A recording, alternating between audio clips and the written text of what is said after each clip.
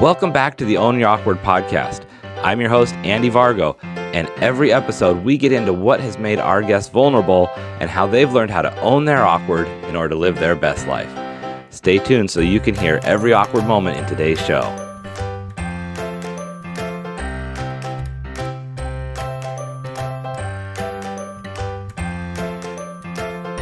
Hey everybody, welcome back to another episode of the Own Your Awkward podcast. I'm super excited and blessed to have an amazing guy with us today. Simon Severino is a TEDx speaker and author of Strategy Sprints and a leader of that movement. Simon, welcome to the show. How are you doing today? Hello, everybody. Excited to be here. Thanks for joining us. This is awesome. Simon, where are you coming from? You're not here in the United States. I know that. Vienna, Austria. Well, most of the day I am in San Francisco and in Los Angeles, but from the comfort of my home office in Vienna, Austria. That's amazing. Isn't it great what we can do with technology? We can just pop in anywhere in the world. Yes, it's amazing. I love that. Well, Simon, I like to ask all my guests, and it's especially great to hear from someone in another part of the world. What is the most positive thing you see happening right now out there? Wow, there is innovation at an accelerated rate.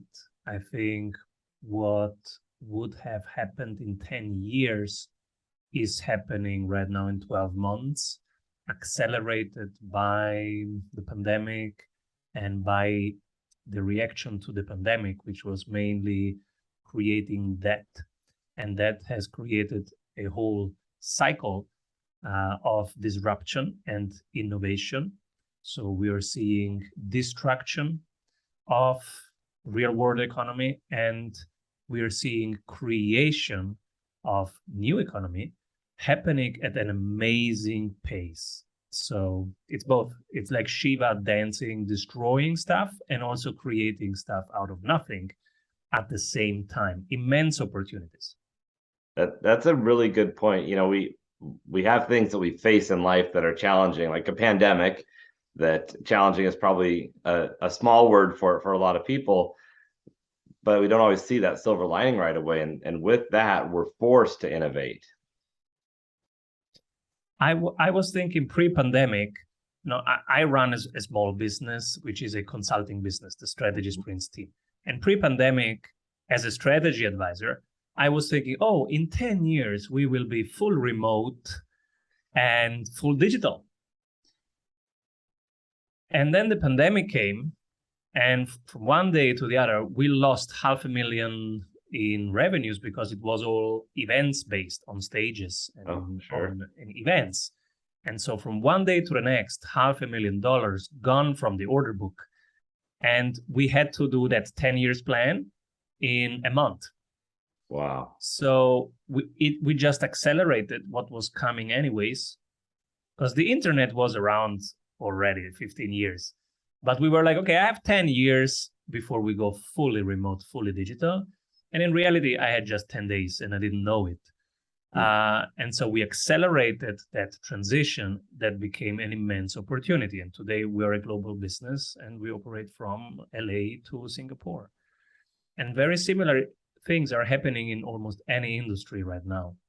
So I am really excited, and this is what I'm working on with my clients, but also on my own revenue systems and also investment systems, because where there is distraction, there is also opportunity. And so I'm coaching clients on how to make the revenue systems more resilient, but also their investment systems. And also with some clients, we are directly buying competitors because they are cheap right now. And so you can grow also via acquisitions, which usually is very expensive, but right now it's a good time.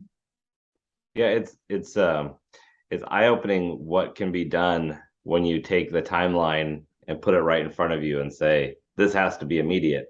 And like you said, the tools are already there. The internet's already operating. The clients are already there. Maybe their openness to being remote was increased, but you made it happen. 10 years to 10 days. That's pretty exciting. Yeah. Well, Simon, you're here because the world wants to know about your awkward. So what is that thing? What is that awkward thing you've had to own to live your best life? I'm owning right now that I don't know how to grow money. So I don't know if I have 100,000, I don't know how to grow that to 1 million. I didn't learn that at school. My parents didn't teach me. So I don't know how to do it. What I learned over 21 years is how to make money. I'm really good at creating revenue systems, and that's what I coach. That's my profession. That's what I do every day with people, right? Helping them create revenue systems, how to get money in. And so I'm very good at doing revenue for myself, bringing in projects, bringing in cash flow. But then what happens with it? You know, I have 3 kids and a wife and a life. Okay, you can spend a little bit of it, but the rest is really much better to have a system on how to grow that, like a garden, that over 10 years, you might triple it or quadruple it just by doing nothing, just by giving it a little bit of water. And so there are these growing systems, and many people know how to do that since generations. I don't. I'm a student of these things. I've just started in the last 2 years because I had time during the pandemic. And so I'm now a student of investing systems. And I'm sharing the journey on my YouTube channel on what I'm learning every day, what I'm learning from people that are experts in this, like Warren Buffett, Ray Dalio, etc. So I'm studying what other people have developed over decades in terms of systems for decision making, for growing money, because I have no idea how to do that. Yeah, that's my current. I have many awkwards. That's one. Sure. I can go further. Yes. Well, I'm curious. You mentioned the distinction between making money and growing money, and a lot of people don't realize how different that is. Was there a point where you realized that needed to be something you were doing different? Yeah, and it took me forever. And I don't know why it took me so long. I just didn't know it. And that's why I'm sharing it, because maybe others are also this way. So when you think of building a business, the first thing is you go, okay, let's get clients, let's get projects, let's solve problems. Okay, I did that for 20 years. So I learned how to make more than 1 million in revenue in a year. I learned how to hire people and to scale that a little bit further. But what I didn't learn is, hey, how much percentage of that do you really put into a money growth system? Money can grow for you. Yeah. And most people don't live, maybe they don't know it, then okay, let's educate them. Maybe they know it, but there is a self-sabotaging mindset. And I think that's what's blocking most people, actually. And that was blocking me, because if you have this mindset of hustling, of building, of crunching, then you always think in that way. But that's a mindset of luck. There is something missing. And so I have to build. And it's a total new shift. And this is where I'm awkward, because I'm new in this new shift, new mindset. But I've learned that at some point, you can go directly to an abundance mindset, and you can have your money work for you. So I knew that at some point you can have your business work for you. But now you can even have a small part of the business, which is the profits.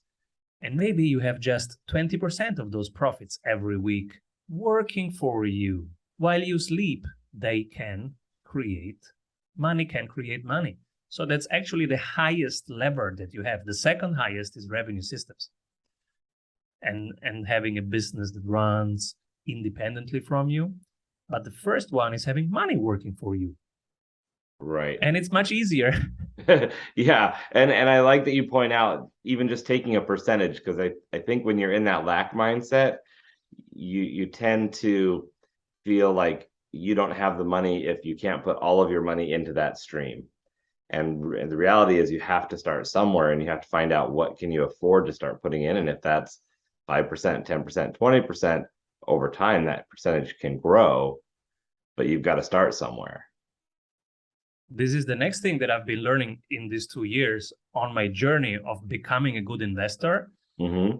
my first entries were big volumes.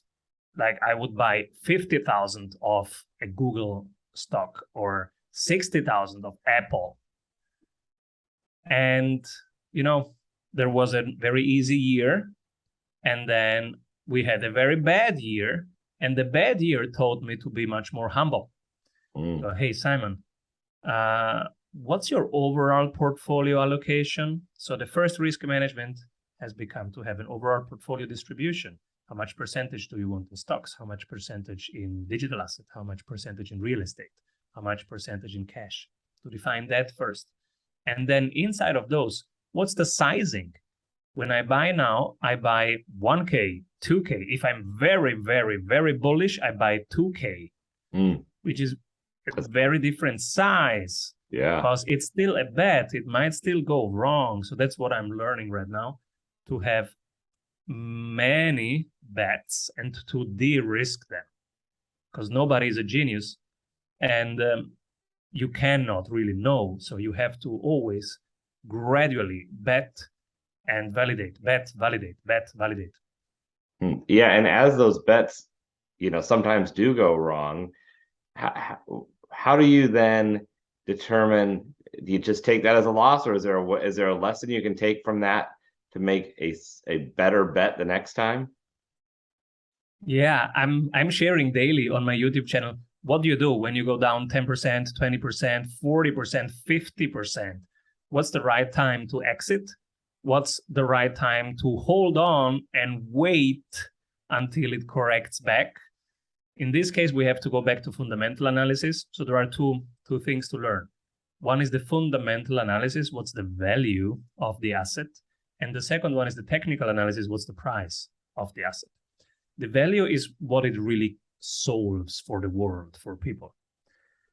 And that's very different from the price. Price is always either totally overvalued or totally undervalued. So you have technology, which solves problems. Let's say Amazon solves the problem of, I need something, bring it. And then there's the price of Amazon. And the price of Amazon was historically always undervalued. And people say, oh, this is never going to be anything. I remember Amazon at $200 and everybody was saying, this is dead. This cannot work. And now Amazon is quite overvalued.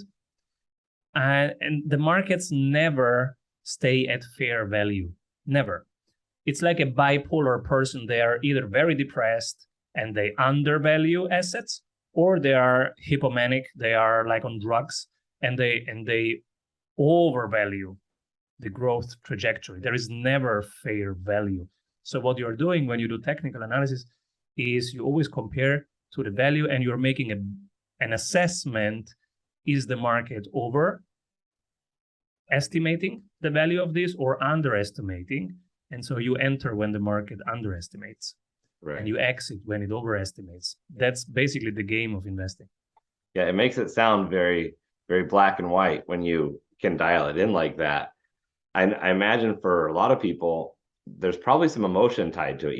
If you're biggest fan of Amazon or some new technology, you have to kind of pull that out so that you have an objective analysis. Yeah, investing is emotionless. So some people say, yeah, I'm buying Apple because I love Apple. Don't do that. Then you're emotional. Don't do that. That's a very bad strategy. It's not a strategy at all. So a strategy is really to have a valuation process. Like I have a 10-step checklist on how to do a fundamental analysis of an asset. And then I have 8 indicators that tell me if it's undervalued or overvalued. That's it. Fundamental analysis, I recheck once a month. And the pricing, so the overvalued or undervalued, the 8 indicators, I look at every week. That's it. And if they say buy, I buy. And if the indicators say sell, I sell. I have no emotions. It's a system that over years grows money. That makes it sound very simple. Have you have you found, and for everyone, you've mentioned your YouTube channel, just want to point out to everybody, there's links to that in the description of this. So be sure to go check that out so that you can get more detail.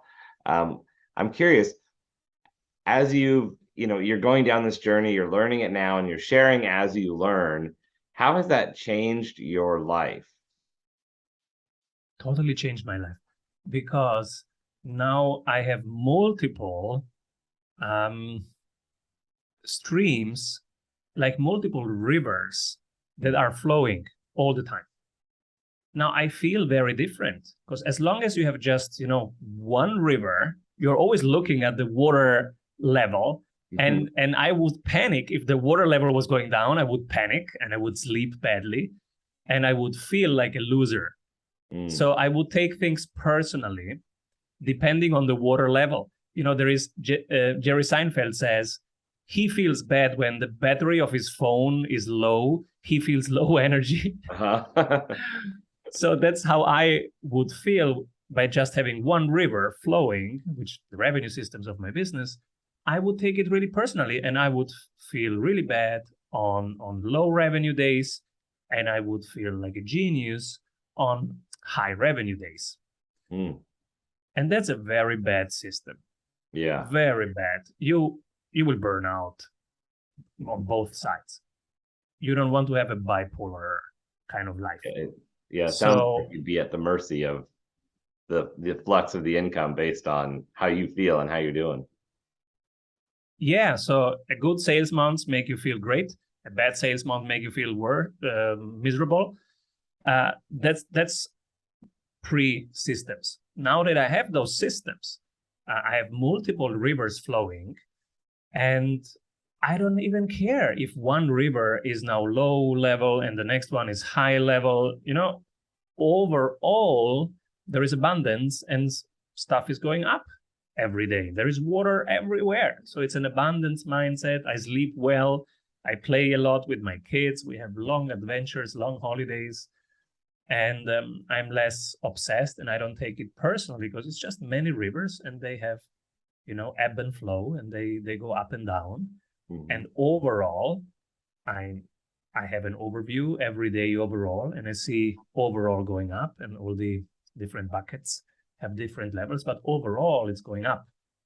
I'm very calm. Yeah, I think it's an interesting idea that you can mention that you get to play more. I feel like a lot of people may be hesitant to step into having multiple income streams because with the old mindset they may have had, they would equate more income to more work. And it would be hard to picture that it can actually be freeing when it's passive income or when it's multiple streams. Yes, and that's the mindset piece. And also because some trading systems are hyperactive, you have to do so much manual work. So I avoid those. I have a long-term investment perspective. I don't trade. The smallest time frame for me is 12 months. That's the smallest time frame. So I don't have to obsess over stuff. Yeah. Like, so for example, I'm entering a trade for Disney this week because I think Disney is highly undervalued.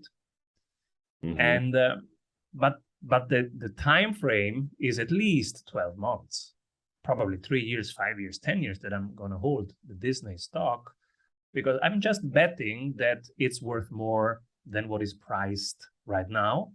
And so it will go up a lot over the next 5 years. So do I have to obsess about it? No, I will check weekly what it's doing. Mm-hmm. And I will watch who's winning the streaming competition. Is it Netflix or Disney or somebody else, right? And I have fun. It's intellectually stimulating for me to just check those 10 to 12 assets that I hold. That's why it's also important that you limit the amount of assets that you hold, because it should be stuff that you are actually interested in keeping up with. So I'm interested in Tesla, Amazon, Google, and I'm not interested in others. So that's why I'm in there, because it's fine for me to read the news 10 minutes every day, because I find it really interesting. I prefer that than to watch TV. I don't have a TV. Mm-hmm. Wow. Yeah. And this is the thing that people sometimes miss when they're trying to create their life that they want is that it has to be interesting to you. It has to be part of something that you want to spend your time on. Because if you're trying to look at dry stocks that are commodity based and you have no interest in keeping up on commodities or whatever that thing is for you, you're making it work instead of making it fun. Yeah, that was something that I learned also last year, because I went into all these energy plays, because energy was having the time of its life. And so I went into all this oil and natural gas stuff and gold and silver. Mm-hmm. And then I realized that I absolutely don't care about these things. and so I ended up selling all of them, because there is nothing more boring for me than to look at the oil price every week. Who cares about the oil price? Come on. Right. Yeah. I think it's hard to admit sometimes that it's okay not to care. Like, it's okay to say, I'm not into that. I think it's really important for everybody to know. And actually, that's maybe we move now from my awkward side to where I have something to share, because this is where I'm actually an expert. Mm-hmm. This is when you build your business, one of the main decision points is, what do I care about? And what can I contribute? I think these are the two most important questions for everybody. So when I ask myself, what do I care about? That's basically your values, right? But how do you know that those are your values? Because you deeply care about. If you see something happening, you are either totally pissed or totally happy. Mm-hmm. Then this is something you deeply care about. That's one of your values. So I care about two things: truth and freedom. These are the two things I care about. If I see somebody saying something that is not truth, I turn into a volcano inside. Mm-hmm. I might stay polite and calm, but inside of me, I turn into a volcano. And when I see people disrespecting the freedom of other people, I turn into a volcano. So this is how you know these are your values. So my values are truth and freedom, and everything I do has to do with that. So the conversation we're having right now, I'm being as truthful as possible, sharing with you my awkwardness and my learnings. Mm-hmm. And I want to do this to increase my freedom and everybody's freedom. Financial freedom, right? And the freedom to live the life that you want to have in this case. So these are the two things that I care about. And I think it's important that everybody asks themselves, what do I really deeply care about? Mm-hmm. And you write them down. Don't make them more than 5, 6, because otherwise you don't remember them. So, right. And really write them down. And every moment of the day, check if you are living that in its maximum manifestation. Mm-hmm. And the key thing there that I think you really hit on is that emotion behind it, right? Like, I'm pissed if somebody's not being truthful, or like I'm boiling up like this volcano, because that really tells us the things that we can't logically or intellectually sit down. Because we can sit down and it's nice to say, well, I want to focus on this, or this is what I want to prioritize on. But when you see something happening around you and it sparks emotion, that really does answer that question. Yes. And the next question is, who am I? So what do I have to contribute? Mm-hmm. And this will help you pick the one offering, the one service that you are here to do for the next 15 years and that you can pick. So I picked for myself, I picked strategy sprints. So 6 years ago, I started a company, I called it Strategy Sprints. So I'm here, what can I offer? Strategy in sprints. So what is strategy? Is what's the right thing to do for me to grow revenues and to grow money? And then in sprints is how do I do it in weekly sprints? The habits of executing that, your plan, right? So that's the fight I picked 6 years ago. And every day I'm on 6 podcasts, I'm on multiple Zoom places, events, one-to-one coachings. I do only that since 6 years, every day, 10 hours. So picking one fight and then consistently showing up for that. That makes the difference. I have only one product. It's the 90-day strategy sprint. It's a one-to-one coaching. It doubles revenue in 90 days. Only one product, and it has the same name as the book. I just wrote a book. Guess what's the title of the book? Strategy Strategy Sprints. Sprint. Yeah. Guess what's the name of my YouTube channel? I would guess Strategy Sprints. Yes. And so if you put into the internet search engine of your choice, Strategy Sprints, it's us. It's 3 pages of us. That's how you win the game long term, by just picking a fight, showing up every day, living it according to your values. So expressing your values in the words, in the actions that you do, and doing that every day. Over the long term, the internet respects that. Yeah, I think that there's a lot of noise out there on the internet, and a lot of advice and bad advice people have about how to get passive income, how to grow their sales, how to create this business, and it overcomplicates things to where people start diluting their focus way too much. So your model, what you're talking about and what you've done, where it's one thing, one product, one book that matches the product, one name, that it almost makes it sound too easy. Yeah, it's not easy, because in many points you have to restrict yourself. Imagine how many times I had an idea to start something, to test something, to broaden it. And so at many times you have to keep focused. So it's not that easy. It's simple, but it's not easy. It takes discipline and focus over years to do it. And so creating the revenue system, yes, you do it by simplifying your offer, one price for one set of people. I only work with B2B business teams, only with 4 of them, the owner, 1 person from marketing, 1 from sales, and 1 from operations. That's the team of 4. I only work in cycles of 90 days. And the outcome is only to double their revenue. That's it. And only B2B space. We don't take B2C people.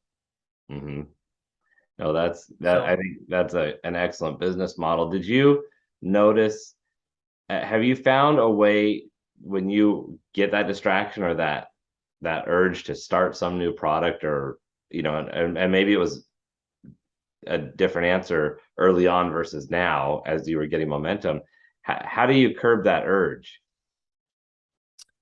I really ask myself,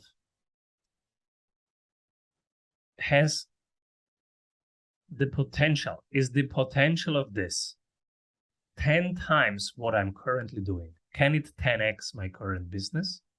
And if yes, then I run a small experiment and I give myself a limit. Let's say the limit is $300, 13 days. And then I call it an experiment. I write down my thesis, I run with the thesis, and if it shows me a 10x, well then, that's my new main thing. But usually, those ideas, they come fast, they go fast. I invalidate them in 12 days, 14 days. And what I see many people do is they run 2 parallel things that never works. I've never seen anybody build 2 Amazons at once. Never. Come on. If you remember Jeff Bezos building Amazon, even this one thing was dying all the time. Every year, newspapers say, it's dead, look at this, I told you so. So come on, even growing one thing needs your full attention. Right. And I get this visual of trying to see someone sprint, and you can't sprint in 2 directions at once. You've got Exactly. Yes, it's an energy thing. If you don't embody it, if I ask you, what are your 3 goals for the next 3 months? you can tell me that. If you're running 4 different businesses, can you really tell me 12 goals right now? Can you have them right now in your body? You can't. You will say, oh, give me a second. I have a Google Doc. If I pull it up, I can tell you. Well, then it's not in your body right now. It's never going to work. Yeah, that's one of the things that I used to really struggle with was focusing. And I was that guy where I wanted to be a professional brainstormer because I felt like the ideas were always firing, and they still do, but I've learned to put them on a list in the back of the book and say, okay, this idea is great. It's not important enough to sidetrack where I'm going. And once I finish this path, I'll cue that one up. And similar idea, if it's timely enough, if it's important enough, then I can see if it needs to be adjusted. But I've had to learn to hold on to the idea for later, but get it out of my mind. So it's just written down in the back of a book. Yes.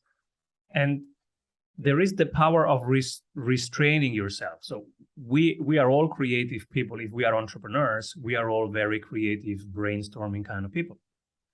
So there is a power in giving yourself boundaries. For example, Hemingway, Picasso, everybody had boundaries. Hemingway had a number of hours that he would allow himself to write. He said, I'm starting at 8, I'm stopping at 2 p.m. That's it. 10 minutes after 2 p.m., I still have an idea. It has to wait until tomorrow. That's the boundary. Mm-hmm. And the second boundary was, what's the most simple way of putting it? Mm. Every sentence was the most simple sentence possible. So he gave himself boundaries. Picasso gave himself boundary. There was one idea that he was going for. And every day he would do 12, 20, sometimes 35 paintings, but he was expressing one idea. So those are boundaries, and you can be ultra creative, but you will only express it if you give yourself boundaries on where you can express it. If you go on Instagram, the best Instagrams have boundaries. For example, some make photographers only in black and white. Mm-hmm. These are the most beautiful Instagram accounts. It's also probably the hardest thing on the planet to do. I could never have the discipline. I would miss colors, right? But they do it and they stick to it, and it's just black and white, and those things are beautiful. Mm-hmm. Yeah, because of the boundary. Yeah, and I think Instagram is a great modern example of that, because you can look at one and you can visually see the clutter in somebody's mind based on what they're putting up there. You know? Yes. Yeah. So you picked strategy sprints to be your focus, to be your thing. What called you to that? At some point, you have to pick a fight, right? Mm-hmm. You have to pick one thing, give yourself those boundaries, and then express your values in that area every day. So it was just, I had to pick something. You start a company, you have to pick a name. Right. Simple. So, and the only thing that I knew is this is not going to be Severino Consulting, because I don't want this to be a personal thing. I want this thing to have identification for everybody. Mm-hmm. So I was thinking, all right, who am I here to serve? The people who don't watch TV, who don't like meetings, the people who are building stuff instead, the awkward people who build stuff.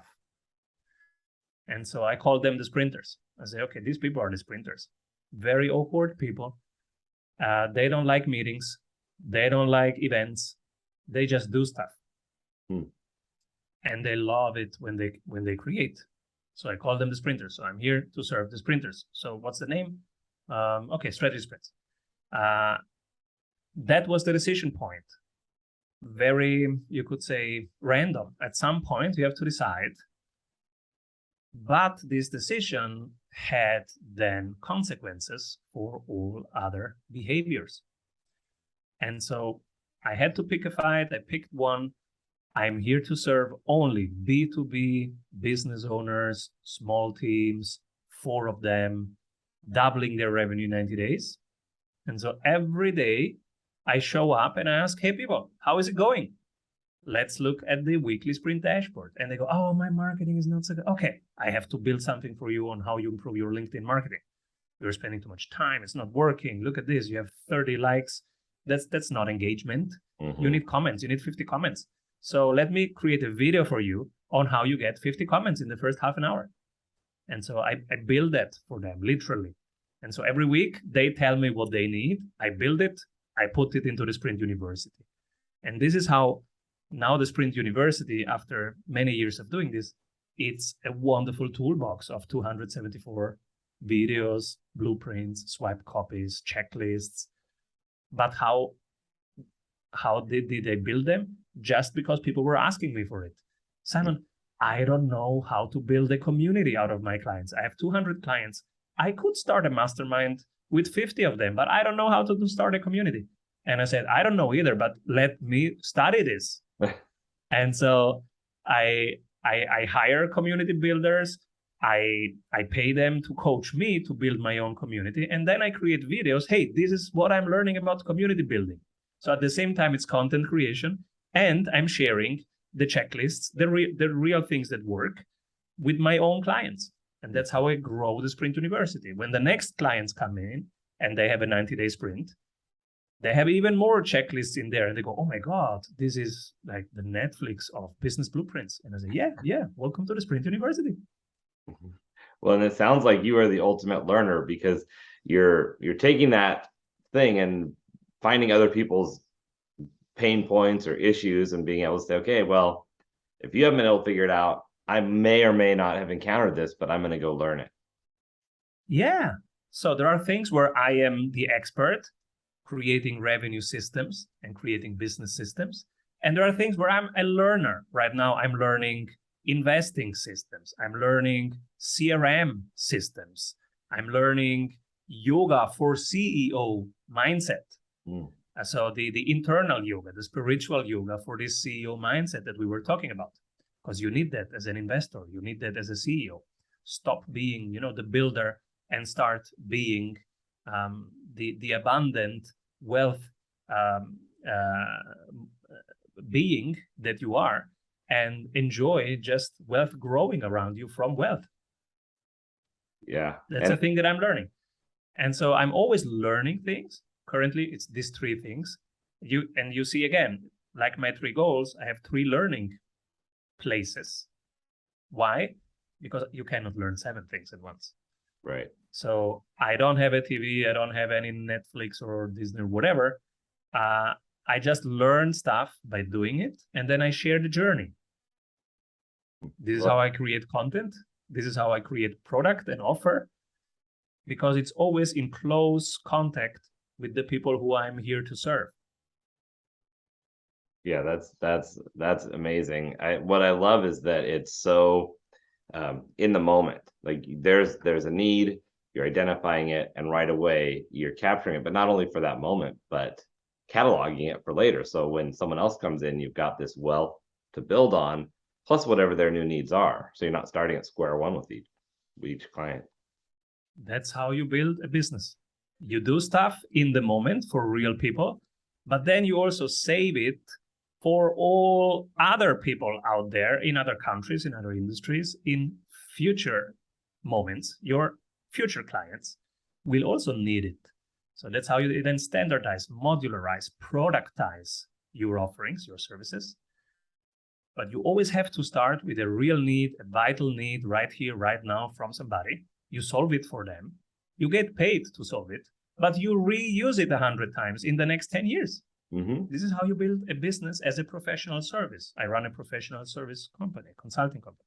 And it seems that in that way, every sprint actually gets faster and faster. Like you're really continually adding value and more value each time you serve a new client, because you've got this wealth from the past to bring with you. That's exactly what happens. The first sprint took 6 months, 7 months, 8 months to double revenue. And now we can guarantee 3 months, because the blueprints are so validated right now. And there are so many that people save a ton of time, because it takes them just 30 minutes to do a marketing strategy, a sales strategy, to hire people, which without those blueprints, it takes you like 4 weeks to hire somebody. With the blueprints, you save so much time, and that's the time compression. And every expert, every technology helps you save time. So whenever you improve something, you are saving time of somebody. Whenever you give them your blueprints, it took me 6 months to build them. It takes them 30 minutes to use them. That's the time compression, and that's the value. Yeah, that's when you come back to that idea of what is it that's important to you, and then what do you offer, that's that time, that expertise right there. That's it. Yeah, and you remember truth and freedom. So truth, I really live these things. I have to go through them myself. When they work, they become a saved template for somebody else. That's the truth part. And the freedom part is they save them 6 months of work. They don't have to find out how to do competitive analysis. They have the blueprint. They put in half an hour. So I freed up weeks of their life. So I create freedom for them. That's what I deeply care about. And they will say thank you in monetary form. And so I get that energy back. Right. Yeah, it's a fair trade. Yes. Yeah. And that's the loop. Yeah. Now you've mentioned you've got all the learning you're doing on the investing side. You've got everything going on with strategy sprints. Where's the best place for people to give you attention right now? How's the best way for our listeners to support you? Strategysprints.com. If you want to download some of the templates, they are open source. And the book Strategy Sprint is on Amazon right now. If you want to help yourself put those less than $20 into buying the Strategy Sprints book, because it has the real blueprints and checklists that I've built over years, it can catapult your business systems forward. It's about marketing systems, the sales systems, the operation systems that I use. And if you want to support me, leave an Amazon review, because that's the best way for Amazon to know, oh, this is relevant, this is helping somebody. And so every review helps the book being found by other entrepreneurs. Yeah, definitely. And it's that simple. It doesn't cost you anything to leave a review. It doesn't take you more than just a couple minutes of your time. And it means so much as an author to see that come through. So it's a great point. Well, Simon, before we go, what's that last piece of advice you would leave our listeners and viewers with on how they can own their awkward? Enjoy the current moment. So I have 3 little kids. They grow so fast. They remind me to enjoy the moment. So yes, I have goals, but it's 50-50. Yes, I enjoy reaching those goals, but I also enjoy the moment right now of expressing what is important to me, my 2 values, of expressing them in this moment, in this conversation, by the words that I use and the words that I omit, by the actions that I take and the actions that I avoid. So enjoy the process, not just in 10 years when you have sold your business. No, right now. What lights you up right now? Do more of that. Yeah, I love that. And I love that you call out the difference between the words that you use and the actions you take, but also what you avoid and what you omit, because sometimes we don't realize that is a choice in what we're bringing to the table. Yeah, definitely. I can say how I grow money. That's an abundance word and a high energy, high frequency word. I could say how you lose less money.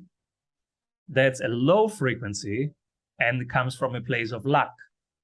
You are saying the same thing, but one thing is giving energy to yourself and to others, and the other thing is just killing your energy right now in your body. Right.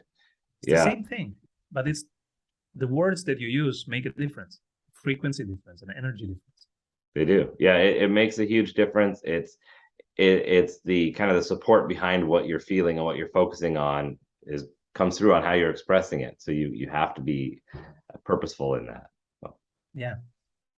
Well, thank you so much, Simon. It's been a pleasure to talk with you today. There's so many nuggets in here. Everyone listening, I hope that you get the book, give it a review, check out the channel and the website, and take this conversation to heart and start putting some good things together in your life. It's been a pleasure, Simon. Thank you so much. Thank you, Andy. Thank you, everybody. Keep rolling. Awesome. And everybody out there, as always, own your awkward. Thank you so much for listening in for today's show. Be sure to visit awkwardcareer.com to continue your journey. And of course, please like, subscribe, and share with your friends so they can find their awkward side and learn how to own it.